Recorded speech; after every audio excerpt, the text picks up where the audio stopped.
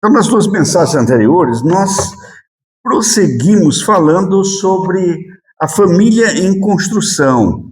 Hoje nós queremos abordar o terceiro tema desta série de mensagens. E o tema é o seguinte: o clima da sua casa está saudável?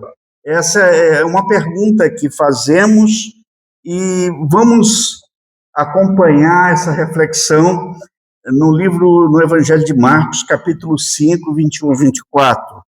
Marcos 5, de 21 a 24, e depois do 35 a 43.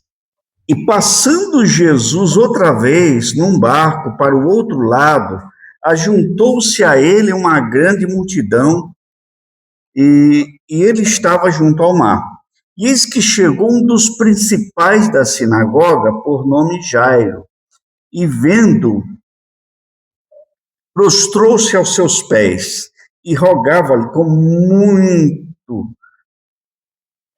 ardor, dizendo: minha filha está à morte, rogo-te que venhas e lhe impõe as mãos para que sare e viva.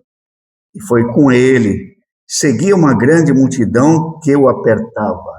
Agora vá lá no versículo 35.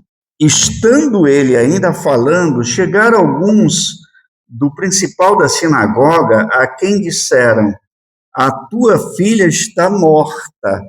Para que importunas o mais o mestre?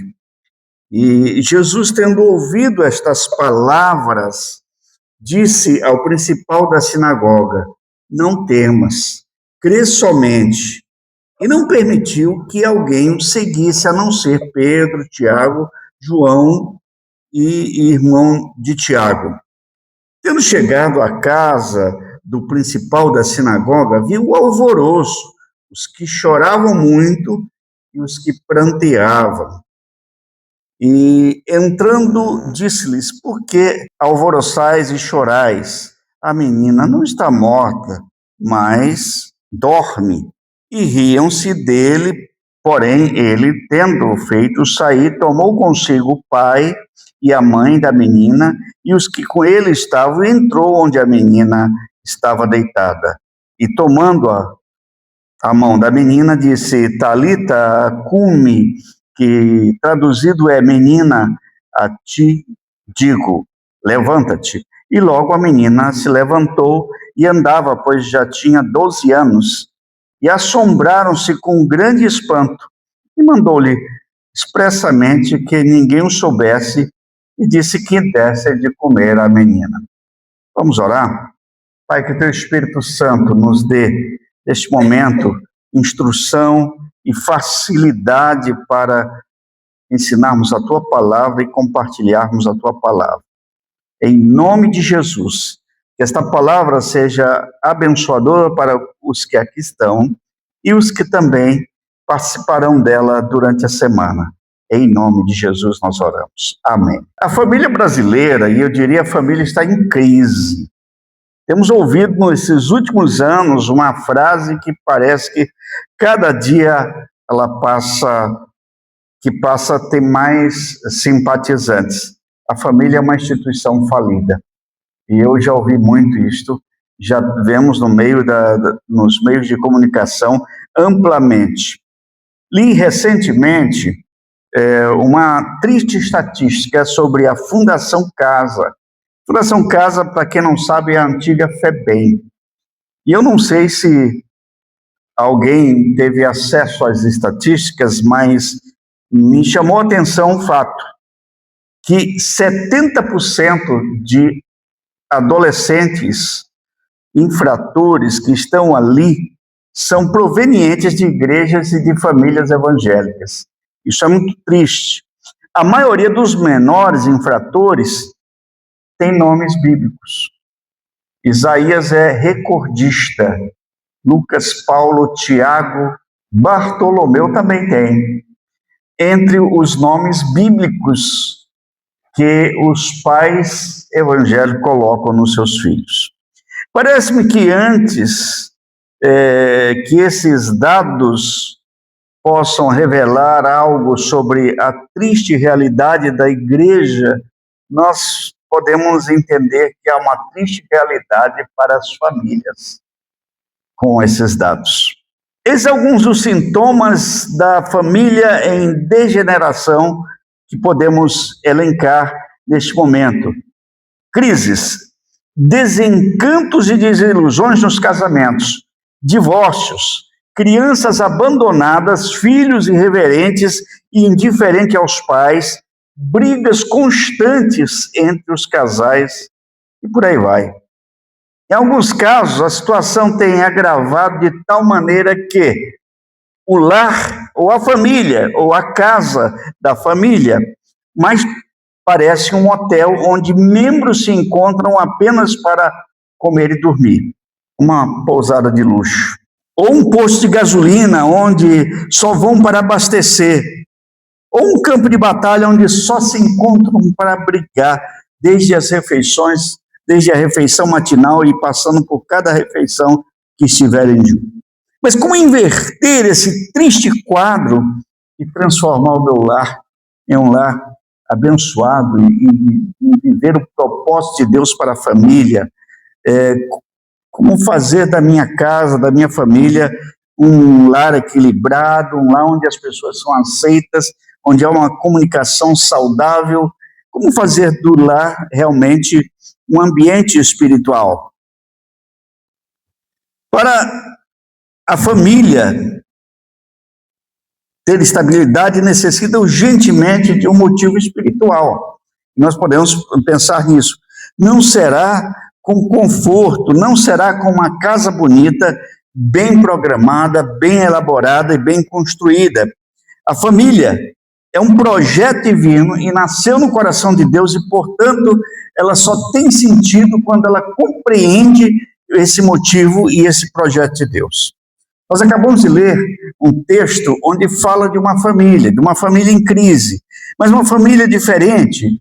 Jairo, o principal de uma sinagoga, provavelmente aquele que deveria combater até os ensinos de Jesus, esse homem no desespero vai procurar Jesus no momento de crise da sua família, porque há enfermidade e a morte anunciada na sua família. E ele realmente procura Jesus, ele adora Jesus e ele pede. E o texto diz que Jesus é com ele, só que entre Jesus sair e caminhar com ele com uma multidão atrás, acontece uma mulher tocar nas vestes de Jesus e interromper toda a caminhada de Jesus e até atrapalhar um pouco essa caminhada, a visita de Jesus à casa de Jairo. E nesse período, então, alguém vem dizer que a menina já está morta, que ele não deveria mais incomodar Jesus. Então, há um caos nessa família, há uma dor nessa família, há um problema sério dessa família, mas eu vou aplicar isso à família neste momento. Se a nossa família, como está a saúde da nossa família? A família está enferma. Doenças que assolam alguns lares é egoísmo, ressentimento, ausência de perdão, mágoas, lembranças do passado, impureza, lascívia, infidelidade, frieza espiritual, mundanismo, tudo isso está dentro das nossas casas e atrapalhando a nossa vida familiar. Na casa de Jairo, a menina estava muito doente, moribunda, semi-morta. Como está a saúde emocional, física e espiritual da nossa família? Será que nossa família está equilibrada, está diferente? Há alguma doença afetando a sua esposa, seu marido, os seus filhos? Qual o diagnóstico da nossa casa? Uma das enfermidades da família tem sido a falta de diálogo, falta de apoio mútuo. Dos problemas que nós temos da nossa família ultimamente é parar para conversar, para abrir o coração, é ser aceito. O outro problema da nossa família é que a nossa geração está criando crianças que se comportam como adultos e adultos que se comportam como crianças. Temos crianças sendo adultizadas e temos adultos sendo infantilizados ou sendo infantis, não demonstrando maturidade nem física e nem emocional. As grandes empresas até já perceberam isso, então elas estão investindo em produzir jogos para adultos e roupas de adultos para as crianças. Falta de disciplina também e de limites para os filhos. Somos a última geração que obedeceu aos pais e a primeira geração que obedece aos filhos. Isso é um problema nos dias de hoje. Existe uma desconexão entre os pais na disciplina. Os filhos aprendem a manipular muito cedo os limites dados pelos pais, correndo para um e para outro de acordo com as suas o seu querer e não de acordo com os valores ensinados na família. A família parece estar morta.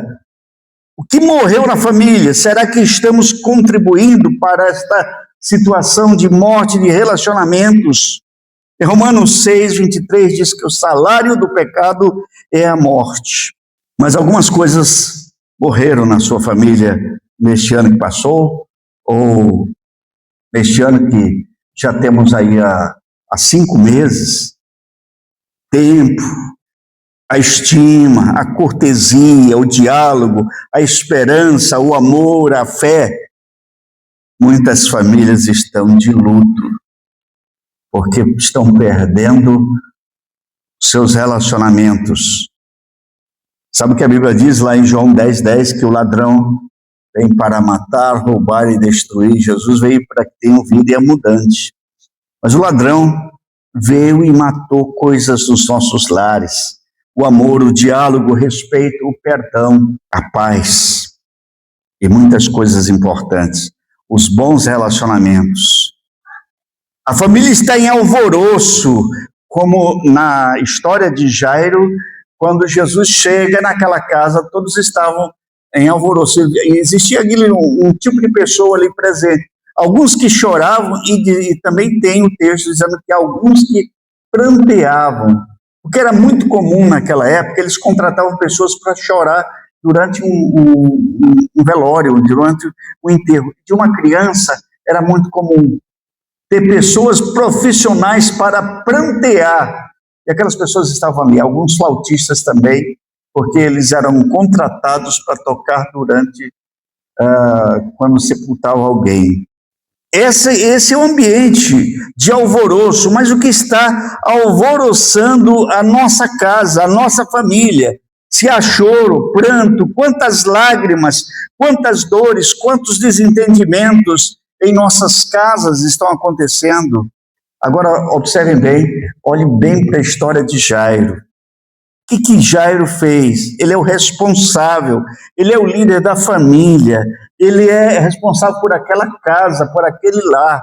No momento de luta, no momento o pior momento da sua vida, da sua história, daquela família, então Jairo busca uma solução, e ele não busca nada mais, nada menos do que o próprio Jesus. Versículo 22. Ele deixou de lado o seu preconceito, sem se preocupar com o pensamento das outras pessoas. Ele era aquele homem que era principal de uma sinagoga, era o que devia zelar pelo ensino da lei, da Torá, de Moisés, dos ensinos do profeta, e muitos vinham questionando o ministério de Jesus. Mas nesse momento esse preconceito fica de lado, porque nesse momento ele se aproxima de quem podia transformar a realidade da sua família.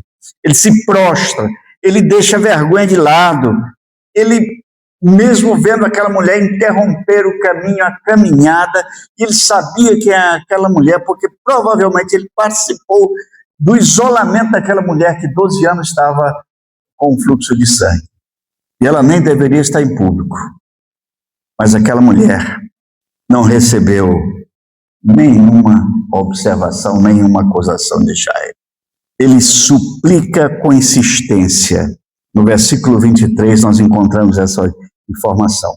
O Salmo 50, versículo 15, diz o seguinte: invoca-me no dia da angústia, eu te livrarei e tu me glorificarás. No dia da angústia, no dia das preocupações intensas com a sua família, clame a alguém que pode mudar essa realidade e pode mudar essa verdade na sua vida. É Jesus. E o que fez Jesus? O texto diz, em primeiro lugar, que assim que Jairo pede, Jesus foi com ele. Há interrupção e diz assim, Jesus deu uma palavra de ânimo naquele momento que ele recebe a notícia que há uma morte, que já não há mais o que fazer. Jesus simplesmente olha para aquele homem e diz, não temas, crê somente.